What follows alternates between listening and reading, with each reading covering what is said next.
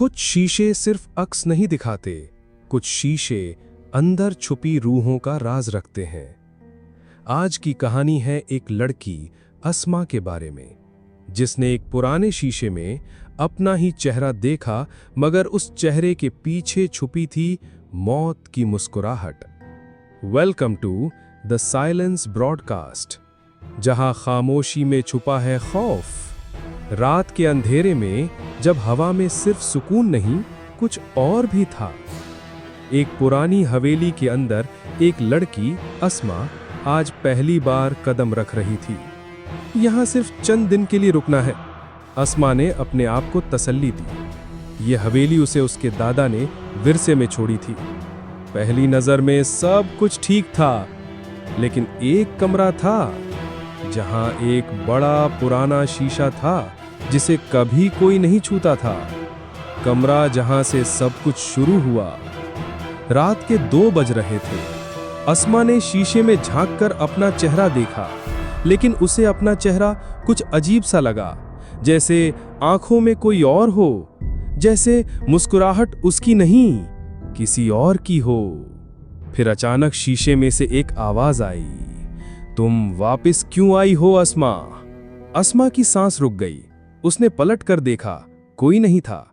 फिर आवाज दोबारा आई, मैं कब से तुम्हारा इंतजार कर रही हूं। कत्ल का राज। अगले दिन जब अस्मा ने पुराने कागजात देखने शुरू किए, तो उसे एक पुरानी न्यूज़पेपर कटिंग मिली। उसमें लिखा था, अस्मा, जिन्हें इस हवेली में उनके शौहर ने कत्ल कर दिया था, 1985 में उनकी लाश शीशे के सामने मिली थी। अस्मा के हाथ से कागज गिर गया। ये कैसे हो सकता है? मैं अस्मा हूं, लेकिन मैं तो जिंदा हूं। आखिरी रात, उसी रात जब चांद अपना चेहरा छुपा चुका था, अस्मा ने फिर उस शीशे में देखा। इस बार शीशा सिर्फ शीशा नहीं था, उसमें से एक और अस्मा बाहर निकली, लहू से लथपथ, आंखों में इंतकाम की आग। तुम मेरी जिंदगी चुरा कर चली गई थी, अब मेरी बारी है। असली अस्मा चीख कर पीछे हटी, लेकिन दरवाजा लॉक हो चुका था। अगली सुबह जब लोग हवेली आए, तो शीशे के अंदर सिर्फ एक चेहरा था, अस्मा का। लेकिन इस बार वो अंदर थी और हमेशा के लिए कैद। और हवेली के बाहर लिखा था, शीशे में मत देखना, अगर नाम अस्मा है तो कभी नहीं। तो क्या आप कभी शीशे में अपना चेहरा देखते हुए डर महसूस करते हैं?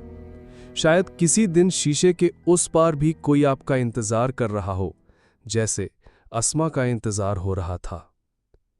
अगर कहानी ने आपको डरा दिया हो तो लाइक करें, कमेंट में लिखें अस्मा का शीशा, और सब्सक्राइब करना ना भूलिए। ये है